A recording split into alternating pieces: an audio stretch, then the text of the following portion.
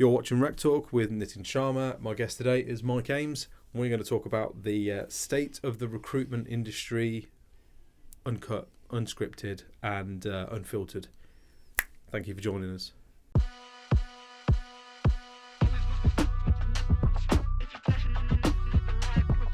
Mike, first of all, thank you so much for making the journey to Coventry. First time in nearly 40 years, right? I haven't been here since my first and last permanent job in recruitment. I started in October '88 and finished there March '89 when we set up our first recruitment business. And that was the last time I was in Coventry because they were just based down the road from here. You didn't have a reason to come, that was the problem. No. Now I'm here, so... Yeah, well now obviously I'll be here all the time now, obviously. This is it. Mate, I'm looking forward to this one because we randomly met, I say randomly met, it was more of a been connected for a while, have each other's name thrown about, we always seem to be at the similar sort of events, and then we never really ever had a sit down.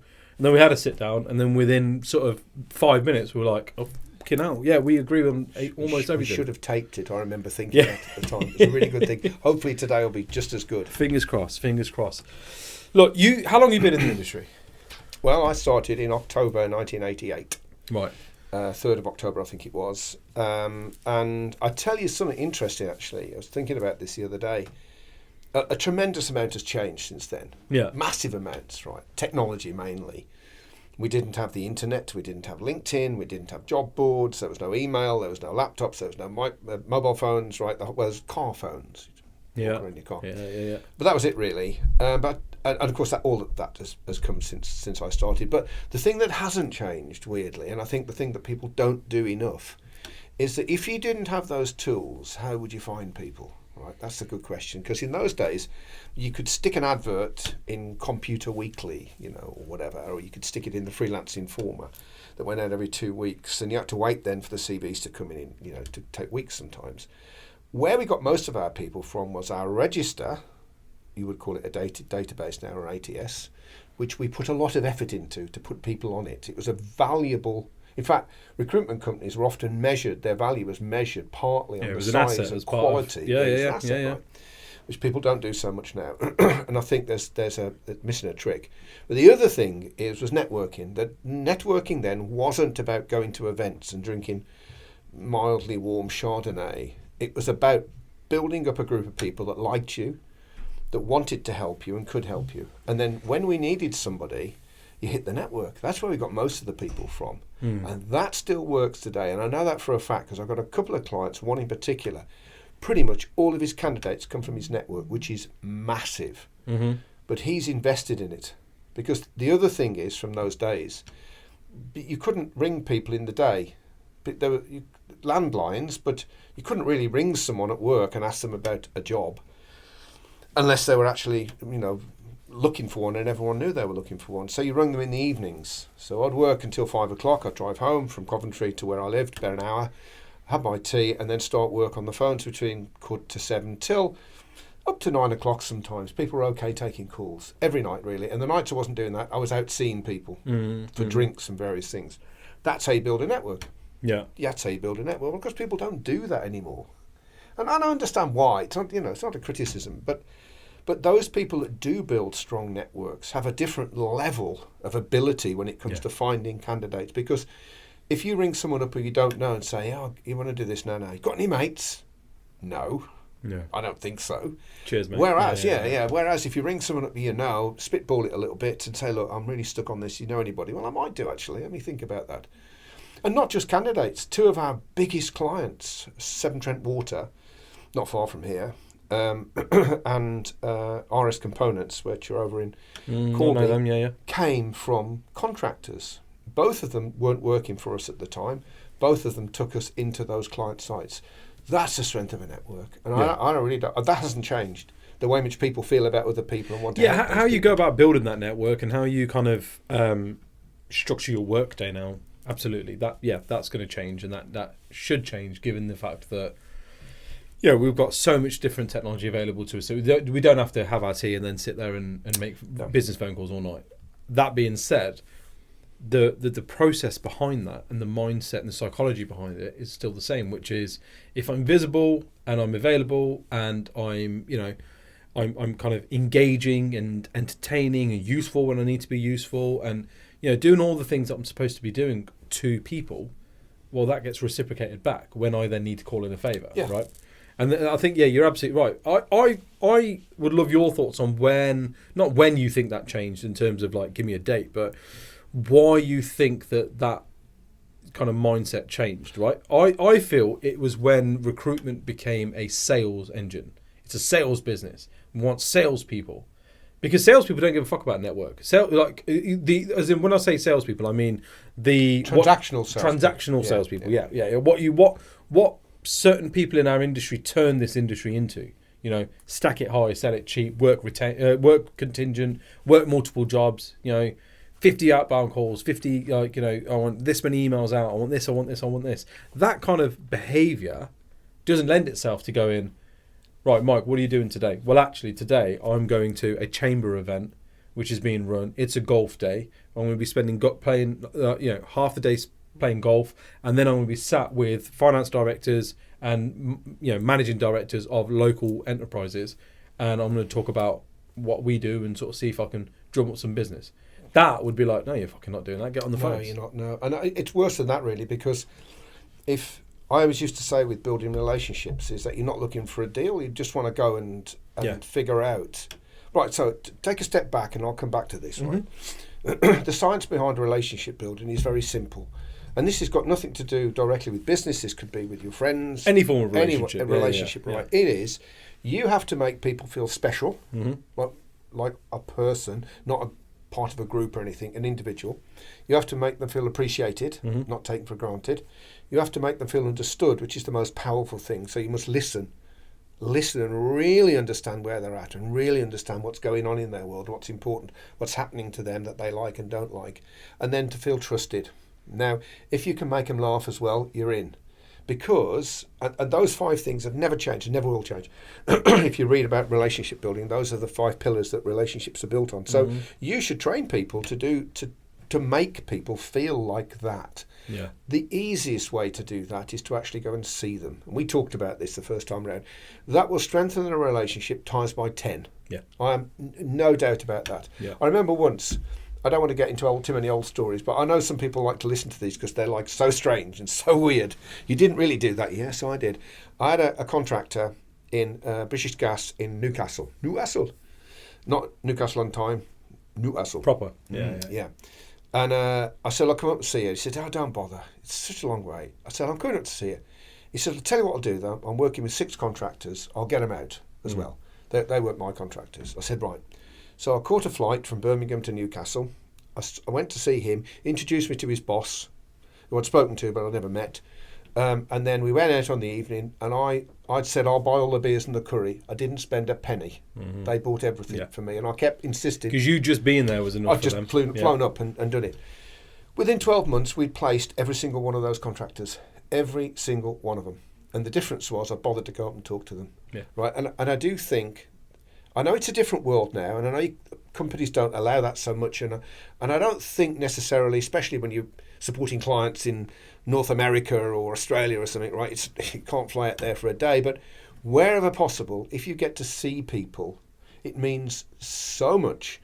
And if you want, because you know that thing, it's not who you know. Well, it's not what you know. It's not even who you know. It's who you know that owes you a favour and likes you. Yeah. That's the deal. Yeah. Right? You've invested in them and actually given them something. It's like, yeah, I'll help you out next time you need it. I like you. You're a good person, right? So very hard to do that on LinkedIn posts or WhatsApp messages or even telephone calls, and forget email. But I think all those things have got a place in the sales funnel. Of course right? they have, yeah, sure. You've got to be using things like, so,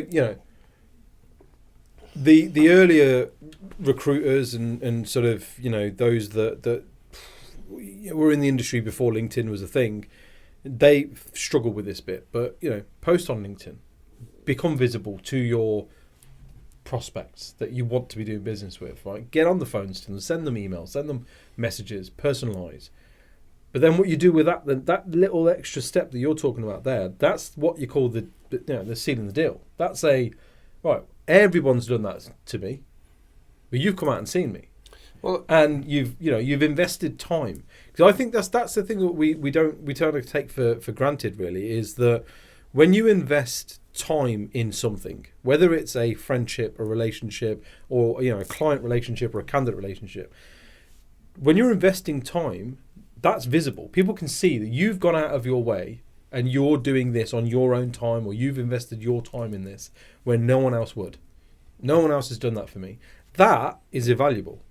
But that's the bit that, for whatever reason, it seems to be lost in today's recruitment. Interestingly, we have a course which we don't sell to recruiters, right?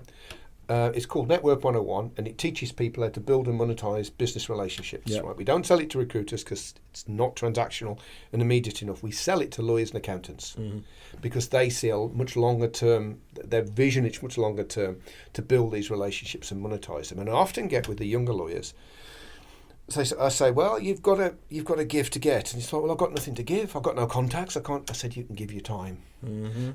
You can give your time. You can listen. Oftentimes, people just want to talk. They just want to vent. That's it. And the fact that you bothered to go out, you can buy the lunch if you want to. That's okay, or coffee or whatever, right? But it's that ability to give time and listen. I'll tell you the other thing as well. There's, I don't want to get too technical. I'll never remember the acronym. But if you're looking to collect information about somebody to build a relationship with, the way in which it works is the way you make people feel special is you learn something about them and then you act on it, which shows that you took it in and remembered it. Right? It's a fairly simple process.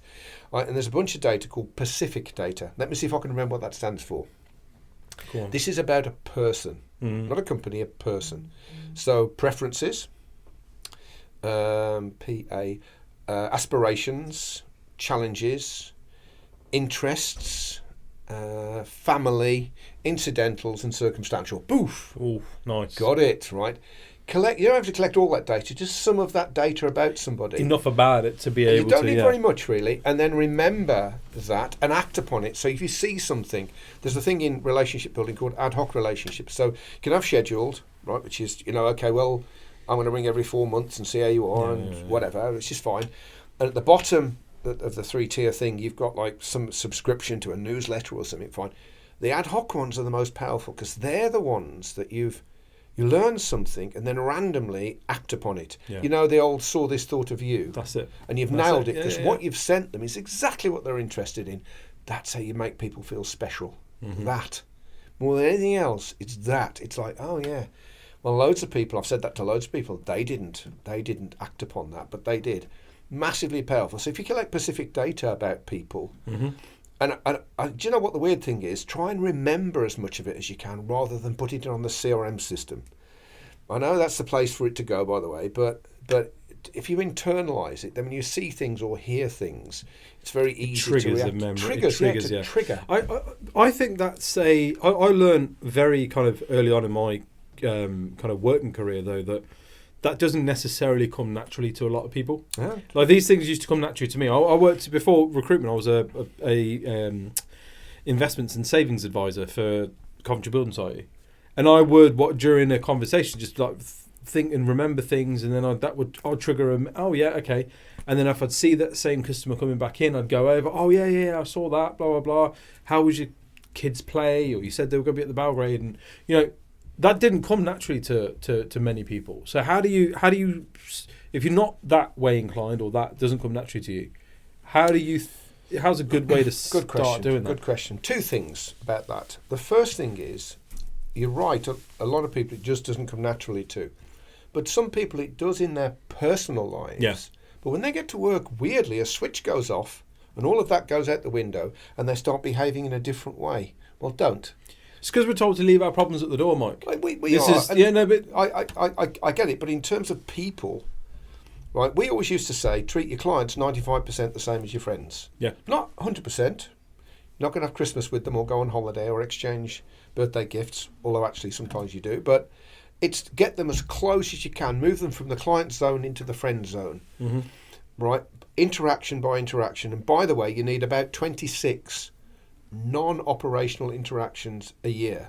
An interaction can be an email, something on LinkedIn, a telephone call, a WhatsApp, a visit, whatever. But it's an interaction, and you need about 26 non-operational ones. In other words, not ones that relate to business. Yeah, They're personal. They're personal. They're relationship interactions, right? So that's what the data tells us. And it's weird because once you understand that if you treat these people like your friends, well, your friends, you know what they're interested in. You know what their preferences are. You know what when their birthdays are. You know what their hobbies are. You know what their family's all about. As soon as you know that, then, and if it's told to you, you can react back to it. Then you can say, in my case, how's Babs and the kids? I remember someone saying to me that once, because this is a stark warning actually. Somebody had clearly, when I was a contractor back in the 80s, when I was freelancer, someone had rung me up and said, Mike, how's Babs and the kids? And I didn't know this person at all. He'd found that off their CRM system. He'd found that I was married, my wife's name was Barbara, and I got 2 kids at the time.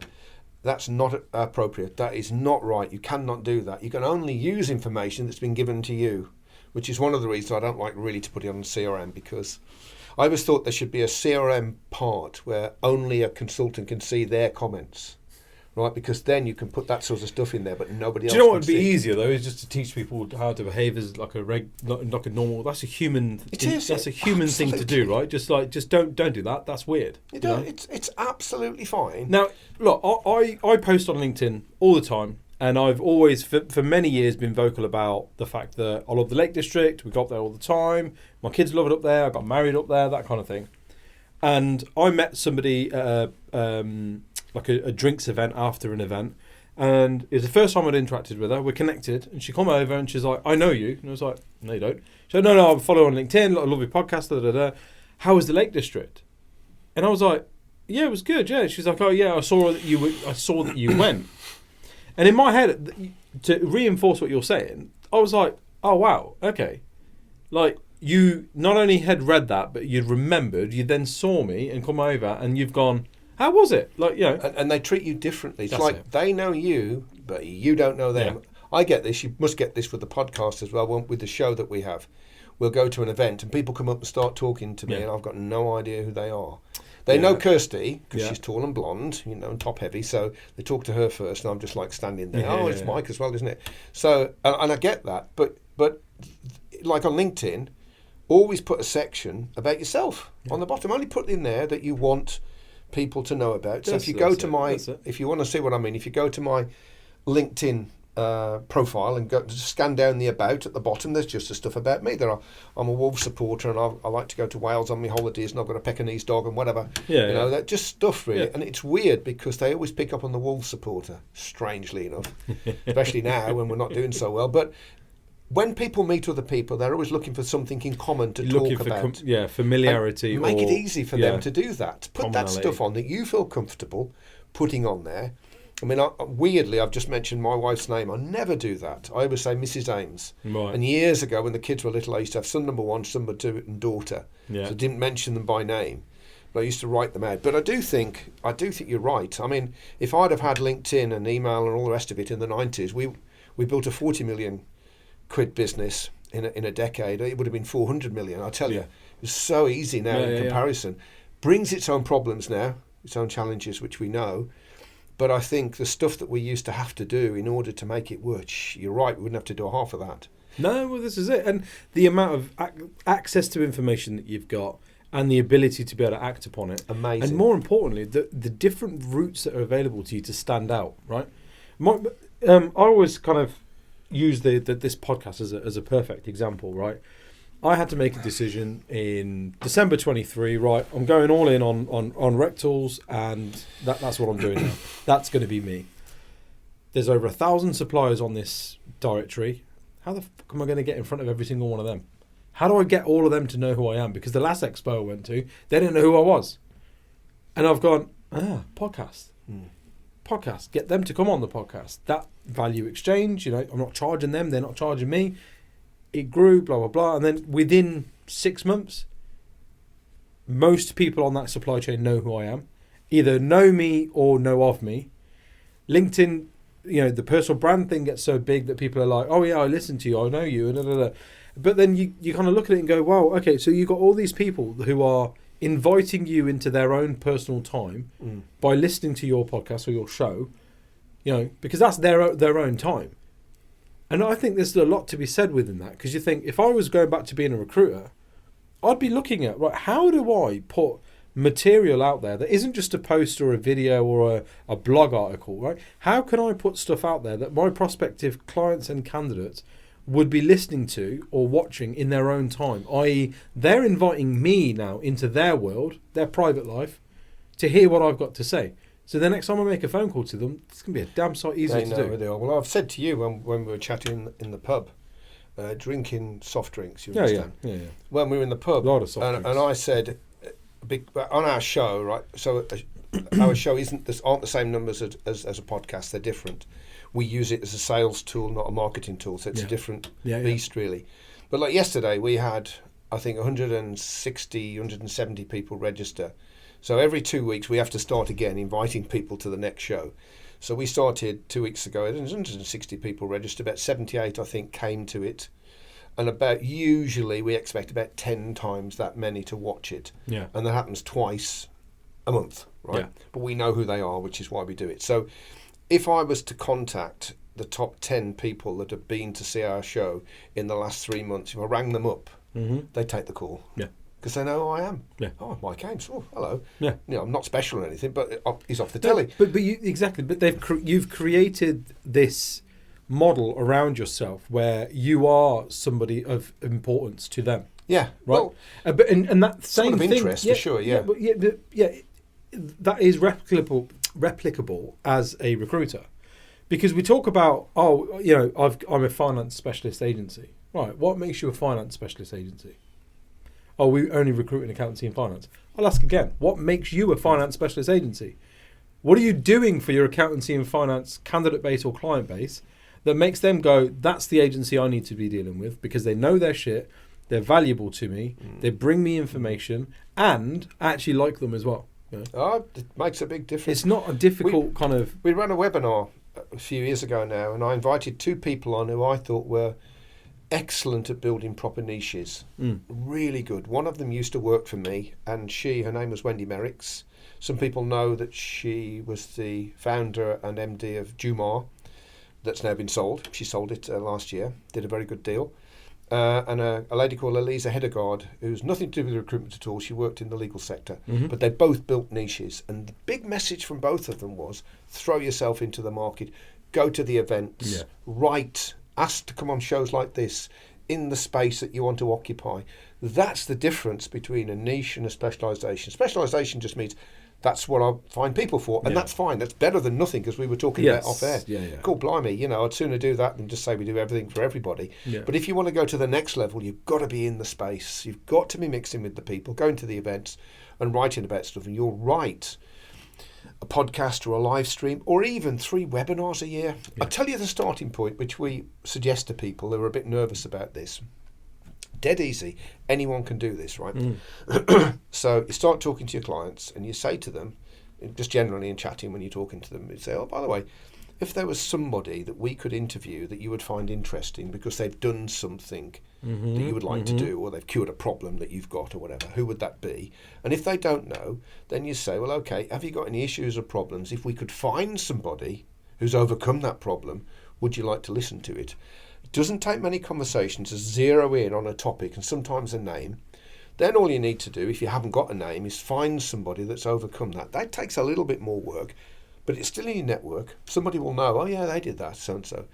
And then you can either interview them on Teams and put the video onto a YouTube channel. So don't even do it live. Just interview them on Teams, just like a meeting, Teams meeting. Record it, stick it onto YouTube, with their permission, of course.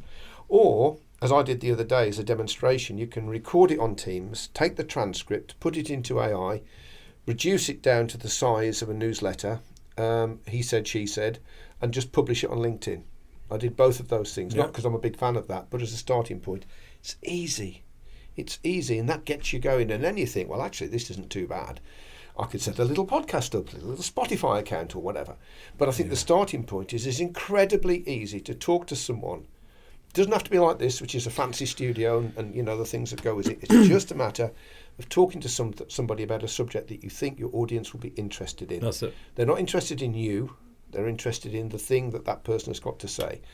And if you do that, that's a great start. And then you can say to people, oh, by the way, have you got this issue? Well, I haven't, a matter of, well, I'll tell you what, we just recorded Fred Blogs who overcame that issue. Do you want me to send you a link? I'll be delighted to send you a link if you want. Yeah, send it over. Yeah. Already you're in the top 5% of the recruiters out there. Already. Oh, yeah, Just doing yeah, that. yeah. And in the candidate and client's eyes, you're considered a thought leader in your space. A contributor to the space. You're right. This person knows their stuff. Like, I totally agree. And I think that this is the thing with kind of LinkedIn and using LinkedIn properly. We've got such an opportunity as recruiters now to be able to really niche into a particular area and be connected to anybody who's of any significance and importance in that space. That, to me, includes competitors. I remember when we were when I was at Page, they didn't like us connecting with other recruitment businesses and certainly recruiters, other competitor recruiters. And my take on it was always the same. But if they're doing something that I'm not doing, and I can steal that idea, or I can take a bit from this person and a bit from that person, why would I not do it? Why would I not? Yeah, well, but it's a swap, really. We didn't have LinkedIn back in the day, but we'd go drinking with our competitors. Yeah, every time we talk about back in the day, I'm going to put it in like sepia or like grayscale. You can. Oh my God, no, I don't want the whole thing to be sepia. Honestly, I like modern technology. I've got a degree in computer science, which I have, by the way. Can't turn computer on if it goes wrong now. Mrs. Ames has to do that. But nonetheless, my degree was a long time ago. But I think we used to go and have drinks with people, and you had to give a little bit to get a little bit. Of course you do. You can't just take all the time. Any normal human interaction. But then I suppose actually that's a key point though, isn't it? Because I think my generation will probably be the last generation to properly play outside and properly have relationships with like fellow people, students or kind of friends from the street and that kind of thing, right? We have a generation of people now who have, I had members of staff working for me and they've got friends in, like I had one chap who was like, oh yeah, I'm having next week off because I'm going to Venice. Where are you going to Venice? You're taking your missus somewhere? He was like, no, I'm going to meet a friend. Oh right, you got a friend who moved to Venice? And he was like, no. Computer game. Met him on a computer game. Whatever. It's the first time we're meeting. Whatever floats your boat. Yeah, and I just thought there's something in this, right? These guys, they're not good in social scenarios, not because they're weird people, because the environment in which they grew up in, they're a lot more comfortable and successful building out relationships than we would ever be online. So maybe, is it a case that actually, whilst, yes, we get the theory and the psychology of why networking works in the way that we used to do it, is it a case that we as kind of business leaders now need to think about, right, how do I get what their skill set is, which is online network creation and friendship creation and relationship building online, how do I get them to be better at that? Because that's what they're good at. Rather than chucking somebody in the line pit and going... You have a point. I mean, you have a point, but some of the rules are still the same. The making people feel special, appreciated, understood and trusted is exactly the same. And also the number of interactions you need is exactly the same. That's a human thing, really. Yeah. But I think you can have those interactions in different ways. And if you interact with someone over a computer game, say, for example, well, that's fine if that works for you. I think, though, that in recruitment, as a rule of thumb, the more you can get out, the better. You can't do it like it was back in the day. Those days are gone now. They're not coming back, and we don't want them back. But I think you should always look back. There's two ways to be original. I read this once, and I really liked it. So there's two ways to be original. You can think very hard and try and come up with something that nobody else has done. Yeah. Truly innovate, bloody hard. But if you do it, oh man, you can steal a lead. The other thing you can do is look backwards. See what people used to do. Take that, dust it off, reshape it a little bit and plonk it in today's world. For example, I'll give you an example, sending stuff through the post. Right? When I started out, that's what we did. You got fax or the post, that was it. And if it was quick, you did it on fax. If you wanted it to look nice and stand out, you put it into a letter, sent it through the post or hand delivered it, which was with CVs in or whatever. Right? Well, of course, that died out when email came in. Why would we do that? We can just send it and it's there, and we attach the CV and we're good. But then everyone did that. So if you dust off the use of British sending things through the mail, right, and you reuse that, not in the same way that we did that, because you don't need to, then but the concept is the same, because receiving something. Here's another one for you. when I started out, there's a lot of sepia here. I don't know what's going on really. I feel a bit sepia-y. We were encouraged to hand deliver packs of CVs, not one at a time. I've got 5 CVs. I want to come and I want to talk you through CV presentation. Why I've chosen them. I want to talk, and if you've got any questions, because in many cases we had to meet the candidate before we submitted them, right? So I knew them quite well, and we would submit the pack and go through, well, I mean, this person, because look, they've got this and that and the other and so forth. And actually it's really good because usually you can deal with any questions. If you've got it wrong, you can kind of learn, they're asking for this, I didn't know that, none of these CVs have got that, okay, I'll need to go back and just look at this again. But the other thing was you can get a decision there and then. Well, I interview that one, I don't want that one and that one. Yeah. Done. I'll do that, make that happen. Go that a little bit further. I've got the candidate's availability as well. In fact, that's written on the bottom of the CV. Exactly. You tell me, you want to see this one when? We can sort it out. Let's lock it in, Right, so we could do that. Well, of course, you don't want to do that now, but you can do the same as that on Teams. You can dust off that, bring it forward and say, well, look, I've got 5 CVs for you. Yeah. Let me go through them one at a time, and I'll explain why have I've chosen these people. Because there's a reason for each one. I haven't just randomly chosen them. They're people that I think genuinely could fit this role, and I want to talk you through why that is. Now, I know a lot of clients would never allow you to do that. Well, fine. That's absolutely fine. You can't force someone to do it. But those that do gives you an edge. It's like sitting in on an interview, right? I'm going to check that camera quickly. Like sitting in on an interview. Go on. Making sure that that's still recording, yeah. Like sitting in on an interview. Yeah. So we were encouraged, wherever possible, to sit in on the interview, physically, to turn up at the same time as your candidate and sit at the back of the room, not say anything. What's the point in that? 2 things. First of all, you can have a proper discussion after the interview with the hiring manager. Right. And you're on their side of the desk, not the candidates. It's like, I see, they're not quite right. Or look, what did you think about this, that and the other? You're not allowed to contribute to the interview or ask questions or anything or interfere. But the other thing is you suddenly learn through the interview that what the client asked you to get is not what they want. And it comes out during that interview, right? Well, again, you don't want to do that. That's not the way it is. But for some clients who will let you sit in for the right reasons, you can sit in on a Teams interview.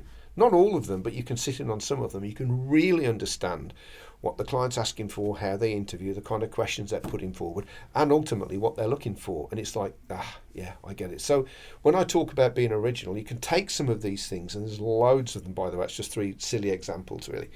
You can take loads of these things, dust them off a little bit, reshape them, drop them through all this modern technology that we have now, and you can stand out for all the right reasons. And you will be a more efficient and more effective recruiter if you do. I like it. Yeah. It's amazing, really. I think too many times we look backwards and think, that's the past. We can learn nothing from that. Good luck with that then, right? Because there's loads. Do you know, you've changed my mindset somewhat on something. So I always used to say, and have done many a time on this podcast, is that we're in strange times right now, in that there is no playbook or there is no historical context to go back to and go, well, the last time it was like this, these were the pestle factors, these were the reasons why, and this is what people did to kind of turn things around, right? Throughout kind of history, certainly in business, there's always been okay, this has happened before, here's the rule book, here's the playbook, here's what we need to do.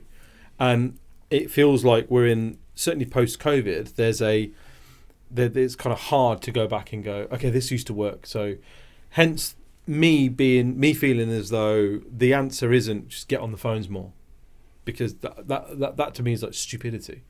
But I hear what you're saying is that actually you can go back and look at what did work or what worked during difficult times, and then kind of re-engineer that to fit that into today's society. Yeah. Bring it through the modern technologies and techniques that we have, which are wonderful, by the way. I love them.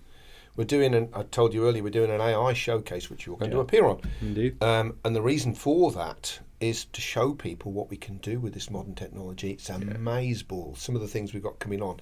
So I love all of that, but I still would be trying to implement the standard relationship building processes, which haven't changed for a million years, through the new technologies that we have, and to make things a lot easier. So, for example, I'll give you a couple of examples, right? So do you know what a client actually buys? Right, you think about this. What does a client actually buy from a recruiter? What they buy is a short list of people that they can choose from.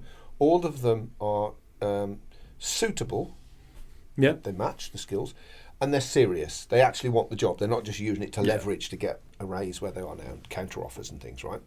So the recruiter's job is to produce that shortlist and present it to the client with as least hassle as they possibly can, so they get a predictable, consistent, convenient service which they really like and they enjoy. To do that, you've got to have someone who understands how to take a vacancy properly and really dig into that vacancy, to understand the client as well, because you've got to sell the client as much as you've got to sell the job. Yeah. And they've got to be able to have creative ways to reach people that probably aren't looking for a job right now. Yeah. Because that shortlist has got to be preferably only for that client. They've not got another 10 interviews on the go with other agencies.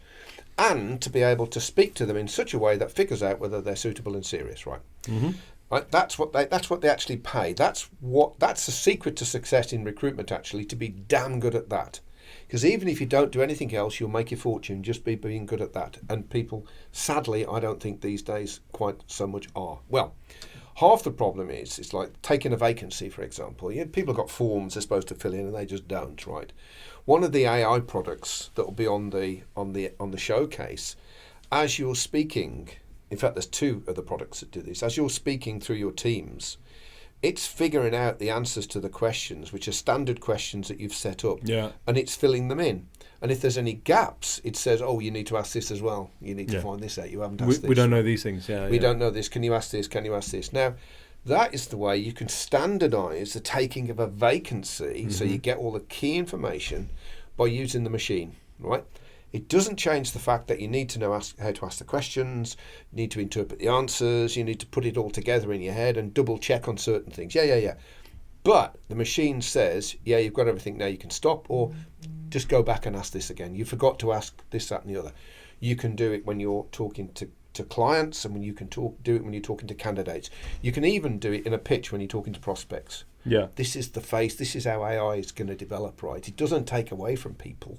It adds to them. It enhances their ability. To enable them to do a much better job of what they're doing. Gives that consistency and predictability in the service level. So I think that the modern technologies are very exciting. I just love tech, right? So, but when I was at university, I remember they said two things. First of all, they don't use half the stuff we write for them, So I'm thinking, well, of course they're going to use everything I write for them. All the code I'm going to write.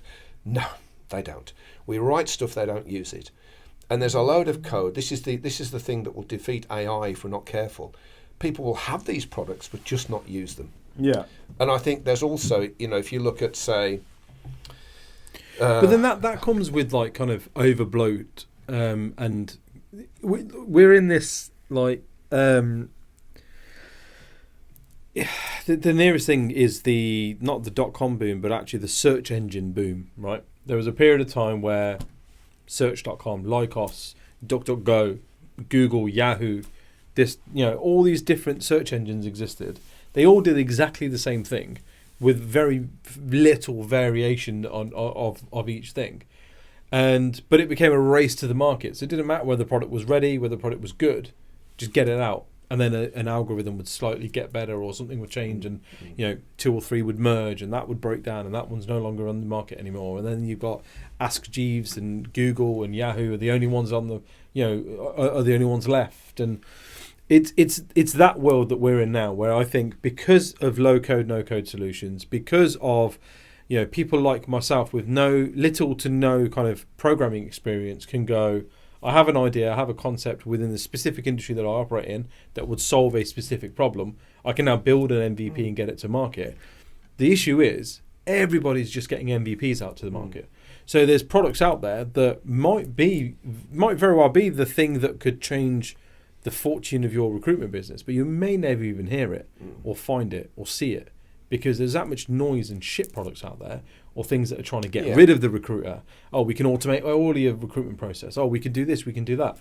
And then that creates this kind of echo chamber of people going, I just don't want to deal with it. I don't care.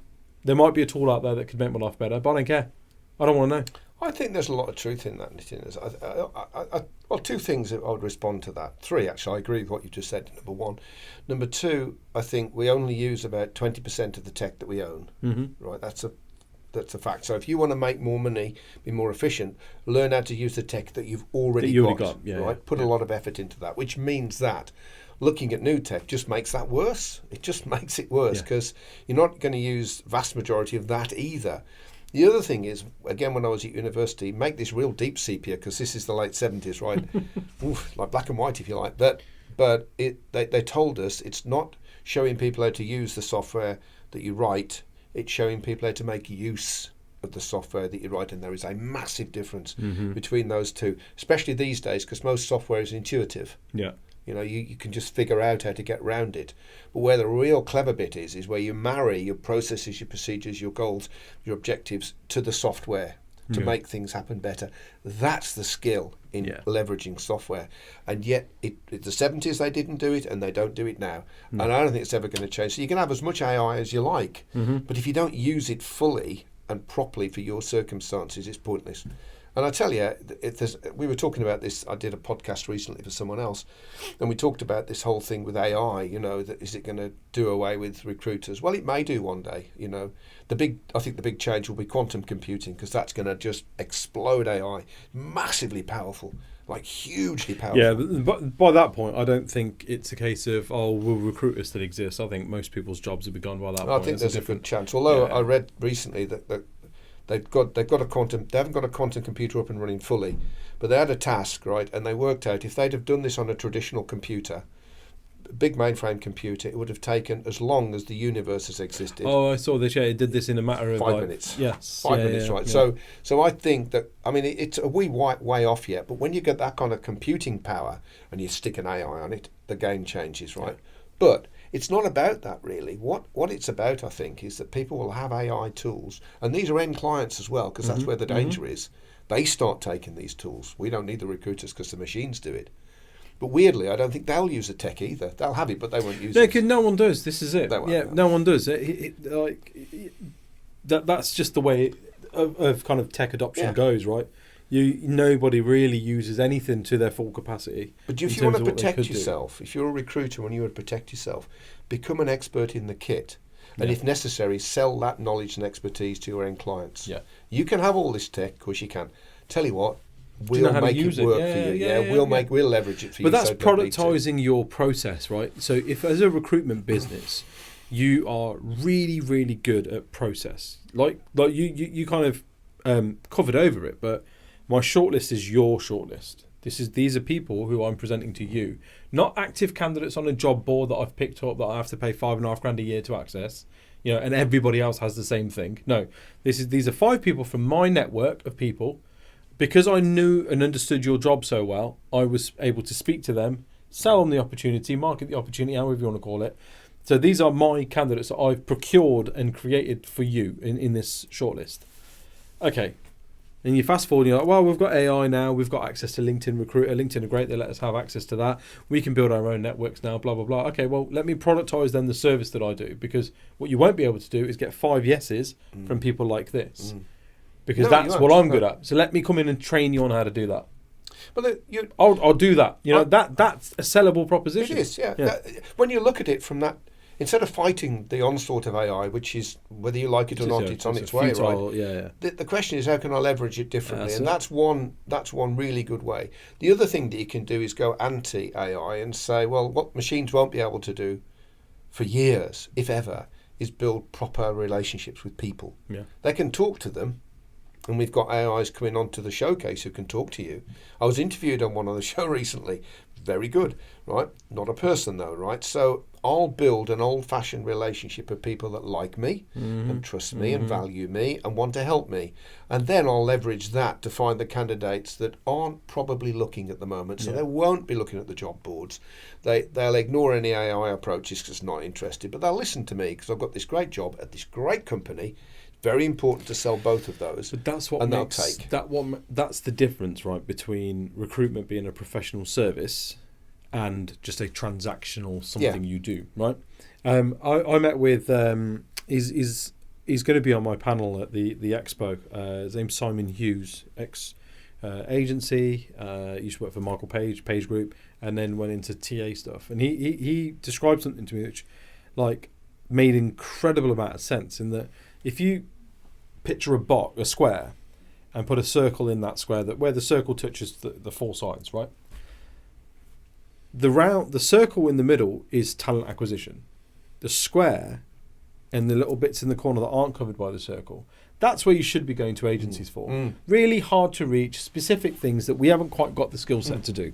Everything else is talent acquisition. That's how it should be. That's how most successful businesses that don't overspend on recruitment, that's how they're operating, right? Their TA function does all the bread and butter stuff. If I can find this candidate on CV Library, Reed, Total Jobs, I shouldn't have to pay you as an agency to do that, because what I pay you, I could just pay them directly for the year and get access to the same people. But sadly, what's happened over time is that if you then still picture that circle is now a donut. And all those easy to fill roles in the middle, they're the ones also being sent out to agency because of time inefficiencies and because TAs are hired in but not given an applicant tracking system, not given a LinkedIn recruiter license, not given the tools to do their job. And so that leans into then the kind of why so many people externally from the industry are coming in with AI products to remove the recruiter from the process, because all they're trying to do is just fill that kind of donut hole, relatively simple stuff. Yeah, because it's all easy, low hanging fruit. Absolutely, a tech product can do that. Yeah, absolutely, and a voice to text and a text to speech kind of AI system can qualify 50 drivers, in the space of 10 minutes, and then send them their shifts and get them out. Yeah, but an agency shouldn't be doing that. The agency shouldn't be hired to do that. You're right, but in fact, I know you're right. But there's a lag here. There are people clinging to the world that was. Yeah. I want the world to be the way it was. Yeah, so I'm going to keep on wishing for that. Well, you'll be okay for a bit. You'll be okay, but the machines are coming, and they're going to take that kind of work because. It blew me away when I was interviewed by this AI. The AI's name was Sam, I recall, and she rang me up on the show. So there I am with my mobile phone by the microphone, and I'm talking into it, and it picks it up and displays it.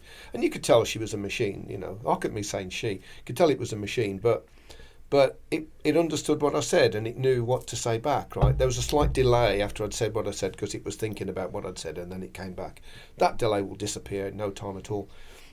But it knew. So you're right, the lower down the transactional level, if you just want people in a factory, I don't want to denigrate people who work in factories, but if you if I'm looking for quick resource and someone to do these things. It's not a shade on what they do. No, it isn't. But they don't want a relationship with the recruiter either. No, they don't. They don't give a shit whether your name's Charlie or John. They don't care what you did on the weekend. They don't want to be potty network. They don't want any of that. I'm going to do my hours. I'm going to submit my timesheet. Yeah. And then I'm going to get paid. Yeah. And if there's a breakdown in that, I'm going to pick up the phone and yell at you.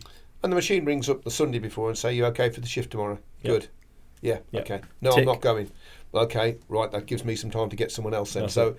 yeah, all of that will be shaky when it's built. That framework will be shaky. Yeah. Be shaky for a year or two, or maybe even 3. I don't know.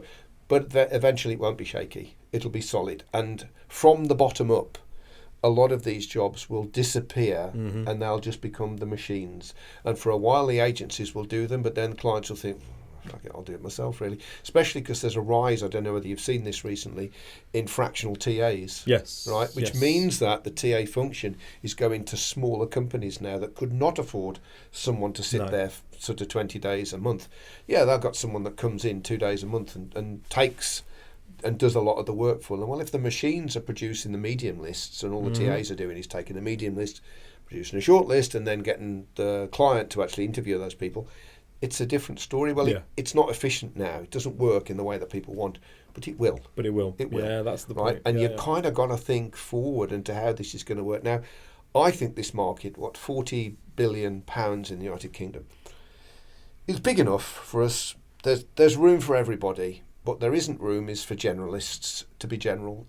Bigger companies might get away with that because of the way they are, but smaller companies, no, I don't think so. You've got to pitch your flag somewhere on a hill and say, if you want these guys, this is what I do. It's me, and that's about saying no. I could do that. In fact, someone said to me that it used to be. Well, the question is, can I do that? Can I do that? Yes, I can. No, I can't. Oh, okay. It's not that anymore. Then it became, should I do this? Well, should I do it? I can do it, but should I do it? It's not even that now. It's should I do it now, right? Should I take on that piece of work now? No. I could do, and perhaps I should do, but I'm not going to because right now I'm focusing on this. This is where I'm supposed to be. Or I'm at capacity, so I could do it, maybe I should, but I shouldn't do it now because it's going to overwhelm me. It's about saying no. That's what it's about. Here's one for you then. Look, I completely agree that specialism and specialist recruitment is the way forward, right? Could it be argued that a geographically restricted generalist could also class themselves as a specialist because they're specialising in the recruitment within that local geography? Let's talk about this. Do you know what I mean? I do know what you mean. Let's talk about this, right? Because I have this conversation with my clients. Because is that not just fractional TA? All the time. Right, okay. Let's just talk about this because this is really important for the future, I think. Right, so when I ran both of the businesses that I had, everybody was in an area, a sector. We all did IBM mainframe, AS400, then later moved into the more PC-based technology, particularly Microsoft. But within that, they had a niche. So this is what we do, but within that, this is how we do it. This is what we do it. Yeah. We also worked on physical territories because of the way in which we worked. Right, there was a territory. You had the Eastern Territory, London, South Territory, or whatever. But what it meant was that people just naturally gravitated to a hill, if you use that metaphor. So this is what I am and this is what I do, which can then become a specialisation. So you can just say, look, I only provide these people in this space. And the reason that's important is you can get to know the talent. Even if they're not looking right now, you can get to know the talent. Yeah. And you can, especially with, as I said, with the technology that we have, you can build up you can map out the market, even if it's quite a low level. You're providing administrators or something. You can, to a certain extent, use the tech to map out the markets and engage with them through things like social media, not just LinkedIn, because a lot of people aren't on LinkedIn of a lower level. But what that means is the specialisation becomes much more about the area as opposed to the job role, the position. However, what I would say is you really have to go for that in a big way. You have to just say, if it's outside of this space, we don't do it. I don't care what it is. It's about saying no, really. No, of course it is. Of course it is. I'm just thinking from the perspective of, just because I know there'll be some there'll be some out there that will be like, well, that's fine, but I don't know what specialism to pick because I haven't specialised for so long, right? I've always been generalist, so I don't even know where to start with that. And so I'm thinking, well, if fractional TA is becoming a more prevalent thing, surely then I'm going to just work a geographical patch that is mine and really double down in that geographical patch. What you're competing with then is the fractional TA option, right? Because you can go, listen, I go to every networking event in the area, BNI, Chamber of Commerce, whatever. Everybody knows me as, that friendly local Spider-Man. I'm the guy. I'm the one. You want recruitment? I'm the person you come to because I can map out your processes. I can do this and do that. I have off-the-shelf stuff where you can have me in for a day just to conduct interviews if you prefer to do that. Oh yeah, for sure. Yeah, you could productise a local recruitment We've offering. Got clients doing it now, yeah. Right? And I encourage them. If you're a solopreneur, especially if you're a generalist, I would definitely be developing the fractional TA aspect. So I can just find people for you, or you let me in. Yeah. Let me in. I'll be your person. So I'm moving up a space now where the space I'm at the moment, there's several agencies all bumming around doing this thing. Let me into the next level. There's only one of me, right? And I've got retain me day rate or whatever, and I'll do this for you. And you can work it out. And you're not going to make a fortune, but you're going to be okay. But who's making a fortune right now? Well, not many Which people. leads me nicely onto the last thing I wanted to talk to you about. Who the fuck's making a fortune right now? Well, there's very few that are doing as well as they have done historically. There's very few that are telling the truth about how well they're doing. I think that's one to consider. They're smashing it. You're not, are you? No. Yeah. So it's interesting because we were talking about this off air, and social media is a great thing, and we love it. Right? Well, actually, I don't, to be honest. I think it's a dangerous thing, especially for children. But I think when you look and you think everybody else is doing tremendously well and you're not, it's very bad for your mental health, really. Unnecessarily so, because most of the people who are saying they're smashing it aren't. And you can tell that because you can just go and look at their LinkedIn headcount, and it's sort of going like that. So they're not really. They're not doing that well. Or they might have had a little splash when they're doing well. So let's publicise that. But the 3 weeks before and the 3 weeks afterwards, they're rubbish, right? Right now, nobody... Oh, no, that's not true. Somebody must be doing well. In fact, I've got a couple of clients who are doing tremendously well. And do you know why? Because they've got big clients who are taking. That's why. It's the client estate that's made the difference. Yeah, you bang on. Yeah, not the sector. Or one of the guys I do business mentoring with had a cracking last year, when everyone else had an awful 2024. Because you had a couple of clients that were taking. Yeah. The client portfolio are all big corporate clients. Yeah, it makes a difference. And he serviced them very well. And I think that's a good reason to really double down on your client estate, to make sure you've got the right people in it. Mm-hmm. And you've got the ones that you don't want marked for deletion. In other words, as soon as you can get rid of them, you will, as soon as you don't need their revenue. And you've got a mechanism to bring in the clients that you want into the business. That's really important to manage that properly, as opposed to just be a scavenger for vacancies, take what you can get. Don't think that's really the right way to move forward. No. But I think I wouldn't believe everything that you read on social media. I just think a lot of it is bunkum, really. And even those people who are playing it up, you see, oh yeah, vacancies up. No, they're not. If you look at the data, there was that Ernst & Young report fairly recently. Yeah. No, they're not. They're 20% down. Mm-hmm. So you can say what you like, mate, but no, everybody's struggling. And I think now is a time to really drill down and set yourself apart. I wrote a newsletter a few weeks ago about the golden age of recruitment, which stemmed from 2010 to about 2023. Mm-hmm. It'll never be like that ever again, because of AI, because of TAs.